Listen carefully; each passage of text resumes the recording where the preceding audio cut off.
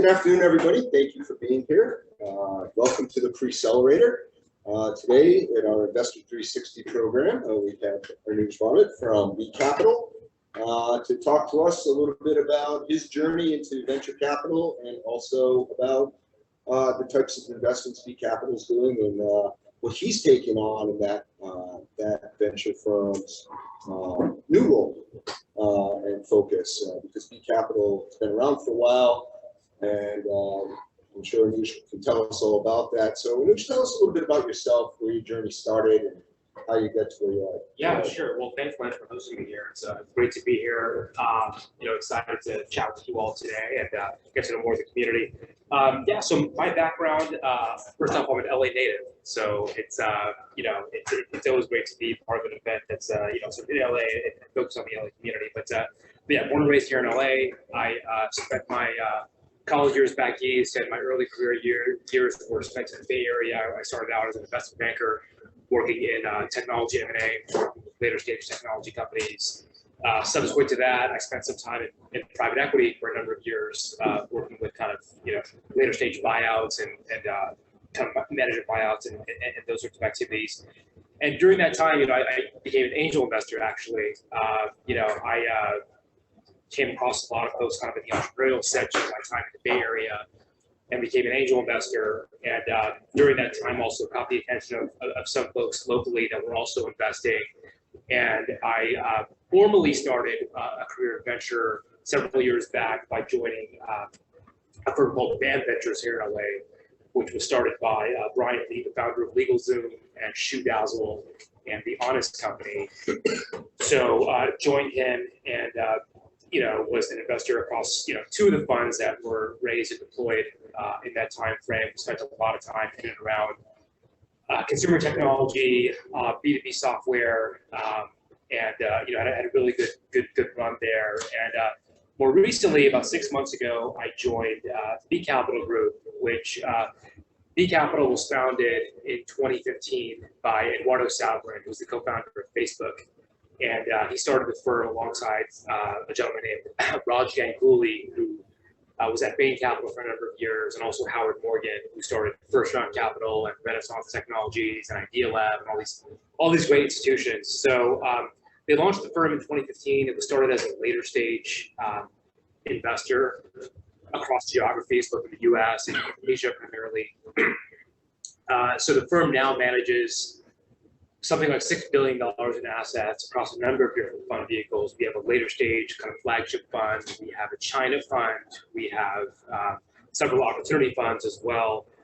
The most recent addition to the fund lineup is one that I'm a part of, which is the early stage fund at B Capital. We're called the Ascent Fund at B Capital. And so we're a $250 million fund that is focused on seed and Series A investments in a pretty agnostic fashion in terms of verticals. We invest across enterprise software to a large degree. We also do fintech, we do industrial technology, we do health technology, we do some blockchain sort of Web3 technology investing as well. So it's a pretty broad base in terms of verticals that we cover.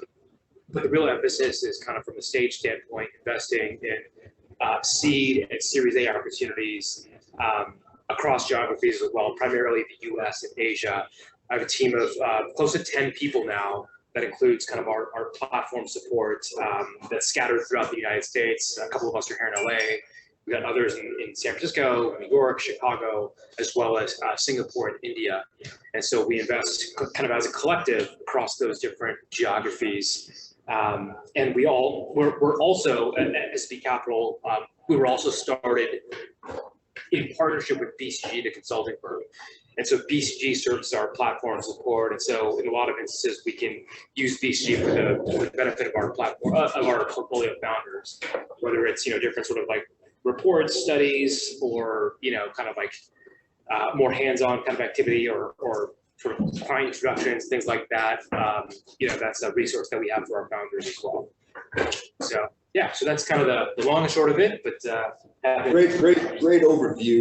I want to delve back into your BAM time because you worked with BAM invested in local companies here, Shoe Dazzle, Honest Company, What were some of the learnings from that? Because I was following the whole shoe dazzle, Beachman kind of journey, and it ultimately, I don't think it worked out. But what were some of the challenges that, because we see a lot of e-commerce companies and e-commerce tech, what are some of the challenges with that, do you think?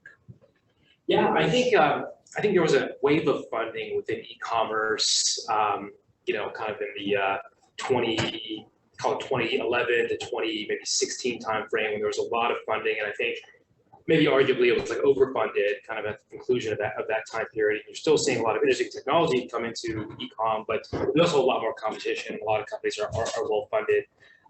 You know, I think some of the learnings relate to I think trying to find pockets of like novel tech, or you know, segments that are kind of like where technology is kind of underutilized, right? And so I think, you know, we had an investment at BAM called Scubana, which is more of a kind of like supply chain, sort of industrial software sort of play. But that was really interesting, right? Because there was very limited sort of like adoption of technology within that segment for certain companies of a certain size. And so we found some interesting white space there.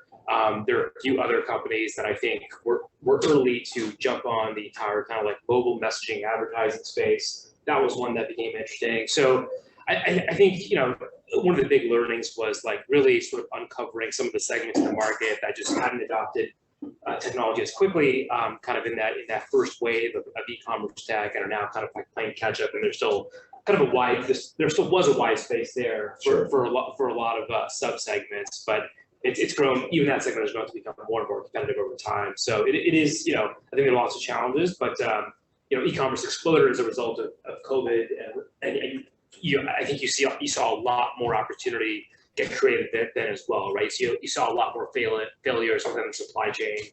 You saw a lot more like a lot more backlogs within like customer support and things like that. So there are also some of these new opportunities that have sort of emerged, I think, as a result of that as well. Yeah, I think COVID has instigated a lot of innovation and solving some of those supply chain issues and customer service issues that really 10 years ago or 8 years ago didn't exist. Right.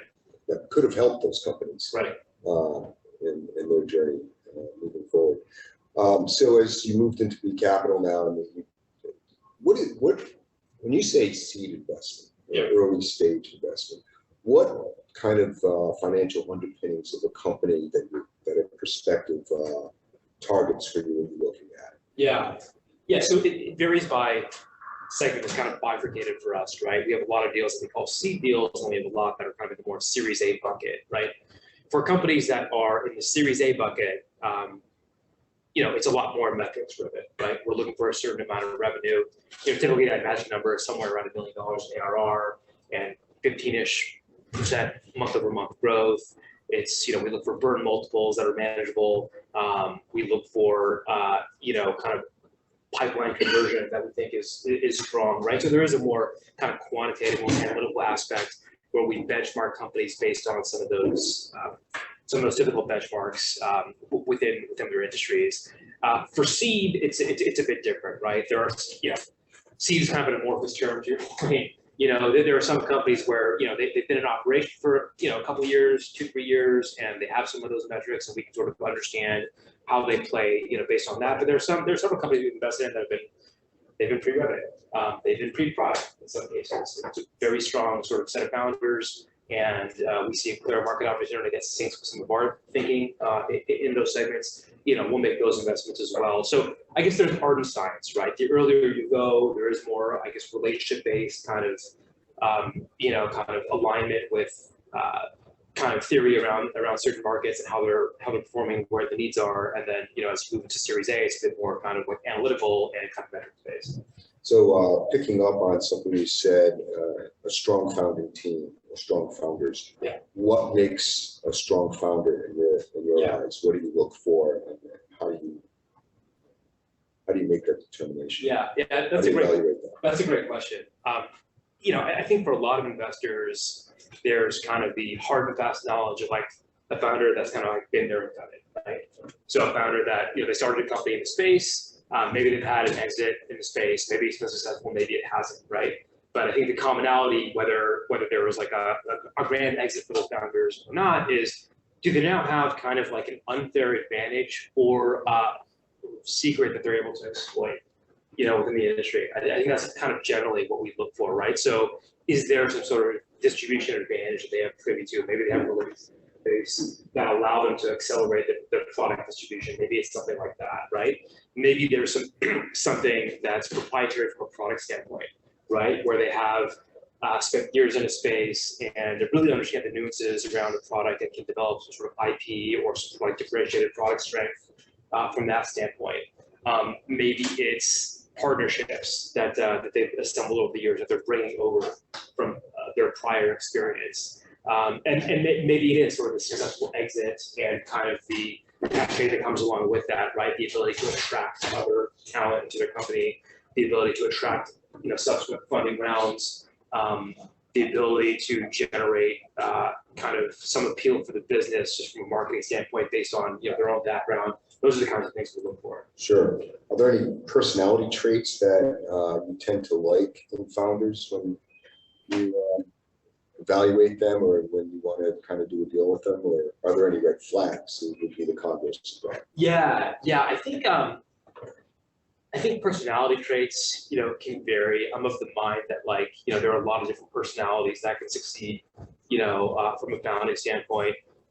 I think we do look for determination and resilience, right? Like if founders have been through some of those gnarly experiences of having a company fail or having, funding not materialize or having a dispute with other, with team members, sort of managing that. I think those are very strong learning experiences. So to the extent there's some interesting learning from that, that's interesting. And it speaks to, I think, a founder's resiliency. I think also, again, going back to my prior point, it's having that kind of insight into a market and being able to exploit a secret, right? Something that few people know, where there's kind of a path to success that's somehow differentiated. That's a personality trait alongside sort of operational knowledge, but I think that's something that we look for as well. Cool. We had a little conversation before we got here about valuations, yeah. And that's always been from my standpoint, at the very early stage, it's a non-issue. Pre-revenue company, you really can't put a price on a company until they have some financials that you can evaluate. Where do you see valuations going, and do you see valuations vary by sector or industry, and what are the ones that are the best value to invest in? Yeah, I think valuation, the earlier you go, to your point, the trickier it can be because there aren't these hard facts kind of metrics that you benchmark a lot of times. But there is a market out there, and there are signals that you see in that market from the way funding is occurring. I think right now is an interesting time period because a lot of the benchmarking that occurs, the further, I guess, the later stage you go up to towards public markets, we're seeing a level of correction in public markets today, right? And a lot of that will first trickle into kind of the later stage growth market, and a lot of those valuations will reflect, some of the correction that's happening. I think the earlier you go, you're slightly more insulated from that because we're talking about seed and early stage companies that, they're not seeing an exit event for a number of years. There's still kind of this longer runway to the point where they see an exit, but you will see some correction there as well. You will see some of that influence happening. I don't think it'll happen as quickly as it's happened in some of the other kind of later stage segments of the market, but I think you will see that. So it really depends. Sector-wise, a place like crypto is a good example of a sector that has kind of its own dynamic around valuation, where there has been volatility. So you'll see, certain changes that occur there in funding. But I think other segments also, as time goes on, you'll see some more of that happen. I don't think it'll happen uniformly once across seed stage, but it is something to be aware of as a founder. And I think, and to our discussion earlier, I think the important thing for founders to understand is that, overcapitalization and kind of overvaluation are real problems that exist for founders. And I think you want to think about not only the current environment, but the subsequent funding rounds that will be and what that might mean for your company going forward, right? I mean, like one of the worst things you can experience as a founder is like having your subsequent round be sort of a down round or something that has sort of like this negative implication for your business, for morale, for sort of everything that you're building, right? And so it's important to be conscious of that. And I always advise founders to benchmark their capital they need against a budget, and sort of like the hard numbers, like what's actually necessary versus what's kind of a vanity approach to raising capital and valuation. Sure. Let's talk about portfolio companies that the company have and which ones are exciting and why. Yeah. So we've got we're all exciting, I would imagine. Otherwise, you would have invested in. Exactly. I was going to say we got north of 25 companies now in our portfolio. The early stage fund is only about a year and a half old. It's a relatively new initiative, as I mentioned earlier, for B Capital. So we've deployed about 50% of our targeted investments into primary deals. And so that means about 24, 25-ish deals today, and another couple of 15 plus, the next kind of year and a half. We invest in a generalist fashion, right? We invest in industrial tech, we invest in health tech, we invest in some Web3 crypto spaces as well. We invest a lot in enterprise software. I'll talk to you about a couple of really interesting ones of late.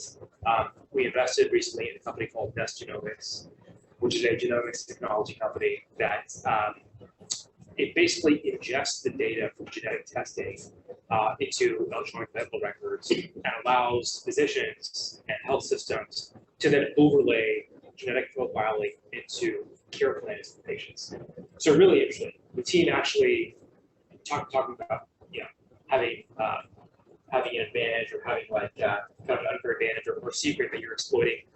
This team came out of a company called Clear Genetics years ago that was more of a direct sort of testing technology that they sold to Invitae, which is a large publicly traded genetic testing company. And so they sort of built muscle around building this sort of technology and also distributing it among health systems where notoriously difficult to penetrate as a client segment.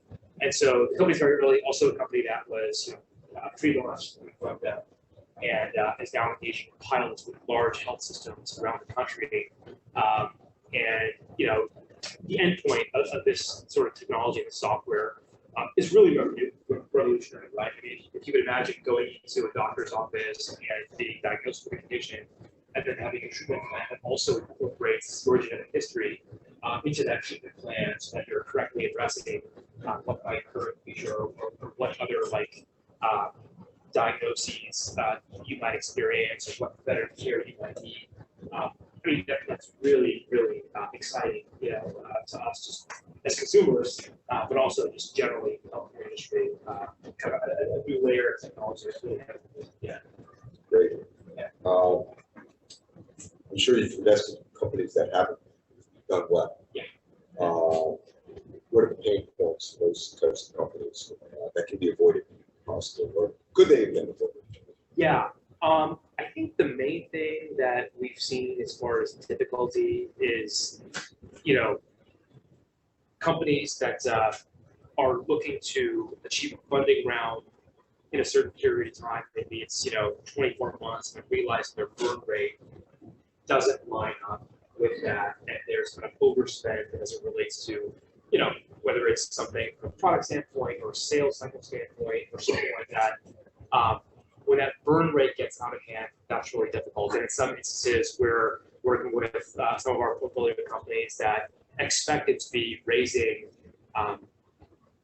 later on in the year or next year, and now finding themselves in a position where they have to raise now in a market where we're just seeing this correction, and we're seeing a little bit more skittishness from certain investors. That makes things a lot more difficult, right? So one of the big lessons there is, again, really calibrating your path going forward, 1 round, 2 rounds out, understanding what the burn profile really is, understanding what the budgetary needs really are, and aligning your strategy, to make sure those conversations happen early enough, but also that reflect the reality around, your needs and sort of like, team structure and operation. So I've done a lot of these interviews with many VC partners. You've mentioned financials and budgeting several times during the discussion today, which I think is great. Yeah. Why is that from your standpoint? Yeah, I think it's because of exactly what we discussed just now, right? It's important to have a viewpoint. And look, seed stage companies, early stage companies, it's never going to be 100% correct, right? Like forecasting, the budgeting. I mean, there are just so many variables that you're dealing with. But I think the discipline around putting that on paper and evaluating that on a regular basis and just sort of just trying to basically integrate that into your operation. I just think there's so much value there, like for a founder, just to give them visibility, to help in decision making for large scale kind of opportunities, and again to plan around for like funding and burn rate and things like that. I mean, this is a topic that's probably going to become more in vogue as more of the as the market has more instability, right? But I think even before this, as a firm, like philosophically, we're very much oriented in that direction because we feel like that's, by virtue of being a multi-stage firm, we can see how our brethren and sister on the growth side think about things, and we can incorporate that housing into the early rounds so that there's early thinking around that. I think that's been very important for founders. Great. I'm going to backtrack a little bit. And, I take it you lead deals. We do. We lead deals in many cases. We can also be a follow-on investor depending on the round. But yeah, we lead, we take board seats. Our typical ownership target is around 8 to 10-ish%. Yeah, we like to actively participate as much as the founder would like us to, and that's kind of been our approach so far. Great. In your current portfolio, you've only been investing a year, right? So the timeline to exit, or is there any changing trend on that, or is that still industry specific as far as when the liquidity event happens? Yeah, no, I don't think there's been any major changes from the way we conceived it initially. I mean, the fund has a 10-year life, right? Like most venture funds do. And so the first kind of, call it, 3-ish, 4-ish years are dedicated towards deployment, and then the remaining kind of out years dedicated towards sort of portfolio management, follow-ons, things like that. Which again, a lot of venture funds are structured that way. So we're following that same sort of philosophy. And so no exits yet, but I think our portfolio largely sort of like tracking in that same direction as we laid out. And our fund is still intended to be sort of this 10-year life fund where kind of the yaoi years are ones where we expect more sort of liquidity exits and those sorts of things. What do you think about LA as far as investment opportunity and innovation and companies coming out of this geographic area? Yeah. Being born and raised in LA, I'm probably pretty biased. I spent years in the Valley also. I spent, my college years studying back east, and I was talking about that earlier. I mean, I realized my blood wasn't thick enough for me to stay anywhere else for too long. So for me, it's really great to be here for that reason. But I think as an ecosystem, LA is a very exciting place, and I came back down here from the Bay Area precisely for that reason. 12, 15 years ago, I think the LA ecosystem maybe had a couple of highlights, and they mainly revolved around things like media and entertainment, right? Like certain segments like that had sort of like this legacy sort of success in LA. I think if you look at the last decade, there's been a lot of dramatic growth, like in the ecosystem, right? There are several more companies that you can classify as like Fortune 500, Fortune 1000 companies kind of in the ecosystem. There are more people coming out of companies like that, whether it's like a SpaceX or Snap or what have you. There are more, there's more talent sort of like coming out of those companies and spinning out into new startups, and we're seeing a lot of those from an early stage standpoint. I think you're seeing more funding sources now in LA, You can probably count on one hand the number of venture funds that existed here 15 years ago. And now there's quite a few. Now there are accelerators. There are, other sort of venues for founders to achieve funding or network or, even with other potential co-founders, things like that. So there's more of a true ecosystem now, I feel like, in LA. And there's also been, I think, a diversification outside of some of the legacy industries that LA has historically been known for, right? Now there are companies like Service Type and, SpaceX and things like that, where, yes, I mean, there were always kind of like the Boeings and Raytheons, but you didn't have early stage technology companies kind of in those spaces in a lot of ways. And so those companies have grown, and again, you're seeing more of an ecosystem being built out because of that. I think LA still has a long way to go to really truly rival like the volume that the Bay Area is seeing in a lot of that. But I think these are really exciting signals. And I think if you're starting a company in LA, I still think it's a great place to be. I still think there's a lot of talent here. I think there are lots of resources here, and there's better weather here. So Absolutely, absolutely. So yeah. Let's talk about talent. And all companies today across the board are having feeling the effects of COVID and how employees want to be treated, how they want to be hired. Has that great resignation redistributed talent into portfolio companies, or is that an opportunity? How do you feel about that? Yeah, I think absolutely. I mean, we even track, internally companies that, some of these larger companies where they've experienced layoffs and there's new talent available to join some of the portfolio. So I do think it creates an opportunity. The Great Resignation certainly had, its own reasons, but I think even broadly, there are a lot of talent. There are a lot of pockets of talent where, they've been part of the FANG companies, or they've been part of like some of these larger tech companies and feel like they have enough experience to now sort of venture off on their own, or maybe they feel more comfortable in kind of an earlier stage environment. And you're seeing a lot of that talent really kind of manifest and materialize for early stage. And so, look, I think finding great talent is always a challenge, right? Particularly, things like engineering, or I think trying to find a blockchain engineer is still very, very difficult.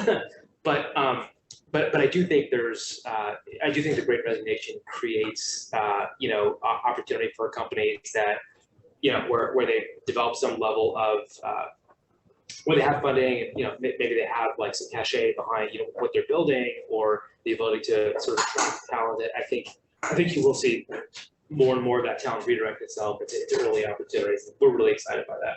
Great.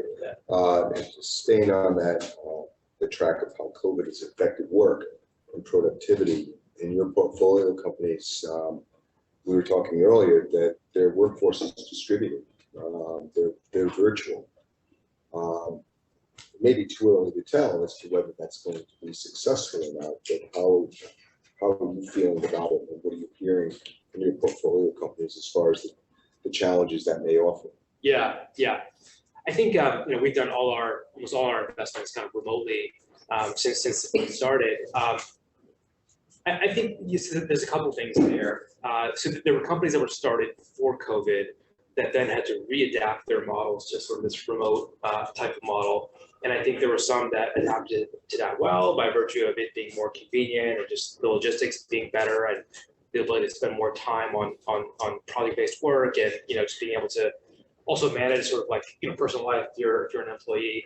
I think that has benefited a lot of people. I think there are lots of other companies where they didn't have kind of inbuilt communication discipline to make remote working work that well, at least at the outset.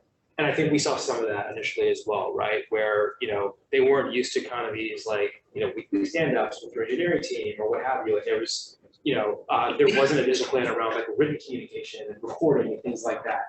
I think some of those companies had a tougher time as COVID hit, culturally and even operationally, as they were trying to like navigate what was happening. I think there have been some improvements there also, because we've had a meaningful amount of time now for companies to sort of like adjust and adapt, but it wasn't altogether an easy thing. I think for a lot of companies now we're in an environment where I think there are more resource tools for remote first companies, so that's a benefit of what's happening. And I think there's also this cultural kind of concept, like people want to have the flexibility, to work wherever they want, whatever they want. And so there's more of that, which I think overall is a positive thing, but it wasn't without some of the kinks being worked out. It's still being worked out for a while. Sure. What kind of advice would you like to offer to new founders or founders that are looking for venture capital and getting prepared to pitch? Because you see a lot of pitches. Yeah. What differentiates the good pitches from the bad? Yeah, I think organizations like this, like Preccelerator, where you have the opportunity to interface with other founders that have sort of recently been through the experience, or may have advice to give on how to manage the process. I think those are hugely valuable and underrated. I'm not just saying that because we're talking here. I think that's real advice because I've seen the difference. So I think that's an important thing to think about. I think as a founder, as a resource that you can take advantage of. I think the other thing is really assembling, a strong narrative around business. I mean, I've seen companies where, yes, I mean, they may have really astounding technology, but they weren't able to really communicate the narrative behind that technology well, and how it may address a certain market, really what the value prop is on a broad scale, what the plan is, in the future, what the plan is to sort of build out, a world-class team. Those may sound like very fundamental things, I think, for anybody who's considering a startup, but I think a lot of founders will benefit from being really thoughtful just around the narrative piece of pitching. That can really be the difference between successfully achieving funding versus not. So that's one thing I would just that I think is kind of underrated in the process that I think I like. The other is have a plan and a method of organization for for fundraising and for your operation, right? You don't want to be in a situation where like you're raising too little and you're then fundraising continually for like a long period of time, or as we talked about earlier, you're raising too much, you're overcapitalizing the company, and you're putting yourself in a compromised position for future rounds, right?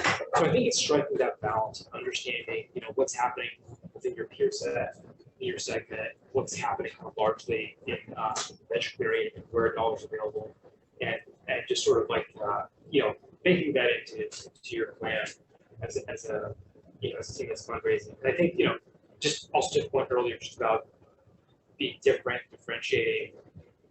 I think really highlighting that piece around the superpower you have as a founder or as a founding team, right? Like, what is the real what's the real basis of your beginning this operation? Like, what market gap are you exploiting? What secret do you have that others don't? What unfair advantage do you have that you've proven, right? Or that you can't prove. I mean, those are really important things to make sure you have addressed and that you can continue to draw upon interacting with venture investors and even other people, whether it's partners or potential customers or potential buyers. I love that superpower kind of analogy. What is your superpower? Which Avenger are you? Right.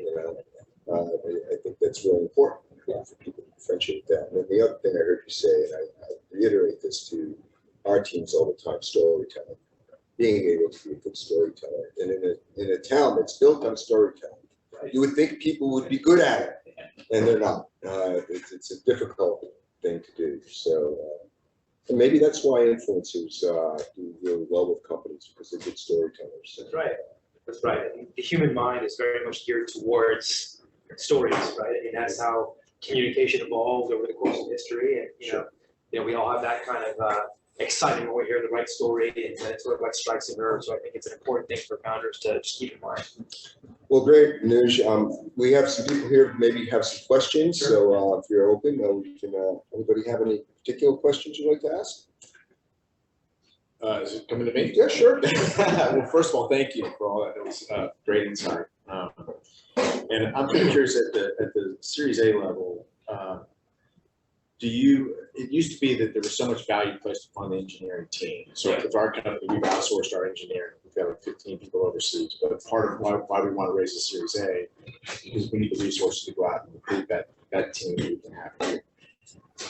Is that something that when you look to a company that is seeking funding to kind of grow that next stage, if they don't have their own core engineering team, is that something that's but the team works well, but it's outsourced? Is that something that would hurt me going out to raise funds? I think it depends on the segment. If you're talking about if you're talking about like IP that is just does not exist in the world, you're competing in a space where IP has that level of depth and importance, then perhaps, right? I would say if you're building tech where your business is really hinging upon kind of more of a distribution advantage, I mean, I think it's maybe not, it's probably a slightly lower priority than before. It always is important. I would say if you're in a position where you have outsourced engineering right now and you're moving to a model where you'll have that tech in-house, I would say the more you can demonstrate around your progress that path, the better. If you have hires that you're already interviewing and you're able to showcase the kinds of backgrounds they have, and you're able to just sort of draw this clear line between like what the business is today, what the team looks like today, and what it might be in the future, and your advantage of being able to hire some of those folks. I think that's a good way to position it, right? Because you're giving more visibility to the investor, and you may not have that talent in-house today, but you know exactly where to find it and how to capture it. I think that's an important part of the message. Okay, great. Good question. Anyone else? Yeah, at one point you say there's a problem with the over-capitalization. And what's the problem with over-capitalization? Something like you have a startup or something, you are fundraising, the more money you invest, the better. I mean, so does it mean that is an over-capitalization problem? Yes, that's a very important question. There's the concept of money burning a hole in your pocket, right? As a founder, where I think if you were to sort of graphically lay out amount of capital raised and kind of like burn rates, I think you see a correlation on like higher burn rates with more capitalized companies. So I think there's some danger there. Also, the other danger is when a company raises a certain amount, right, they're only diluting themselves by a certain amount, and so there's a certain valuation threshold they have based on the capital they've raised, right? And so what that means in the future is that, are you able to maintain or appreciate that valuation over time? If you overcapitalize yourself and the valuation is further north than it should have been, then you'll see that play out in a negative fashion in the future, right? And so that's another danger as a founder, just ensuring that you're aligned with the way I position it to founders that I work with is you want to benchmark your capital raise to the needs that you have as a company into a timeline. I think different venture investors will have a different opinion.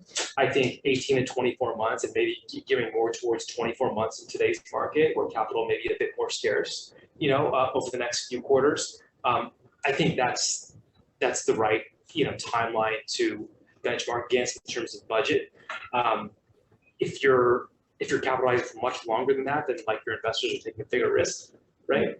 And if it's much less than that, then you may run into this problem of like not having enough capital available, or you're constantly fundraising and running into problems and being unable to manage to a budget. So that would be my advice.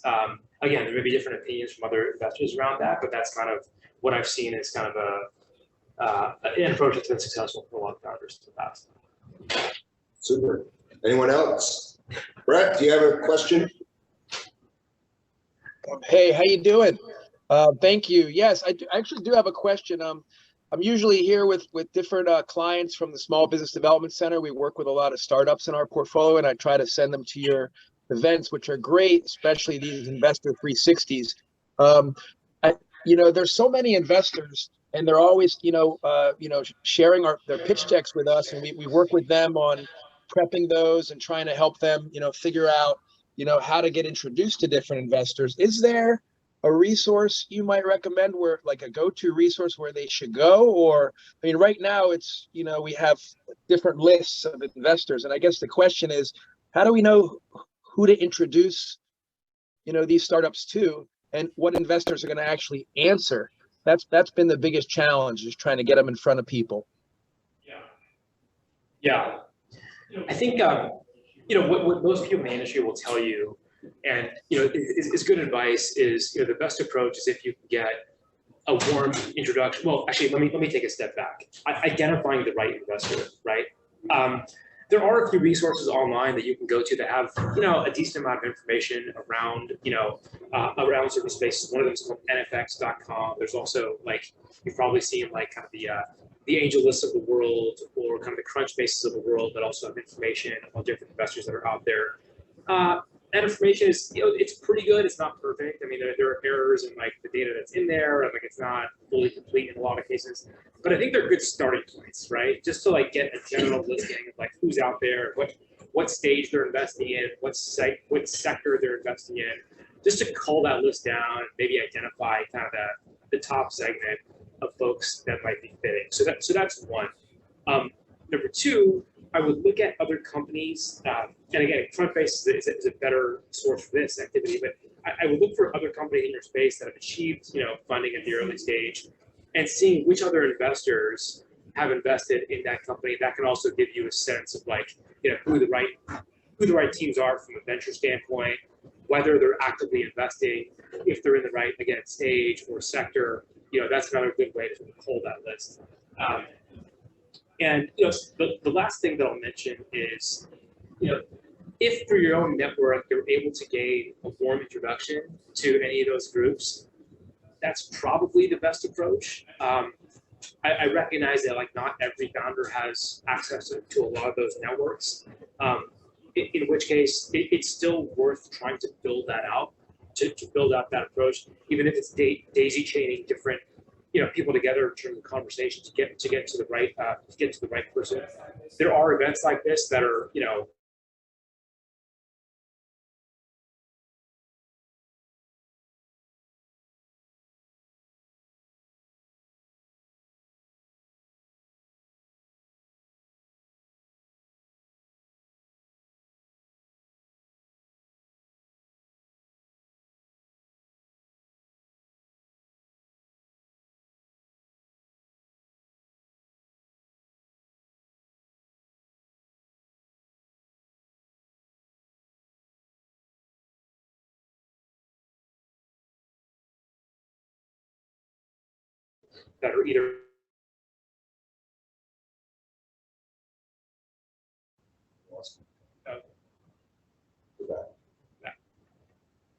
yeah, sorry, I think we lost for a second, Brett, but hopefully I'm back. Sorry.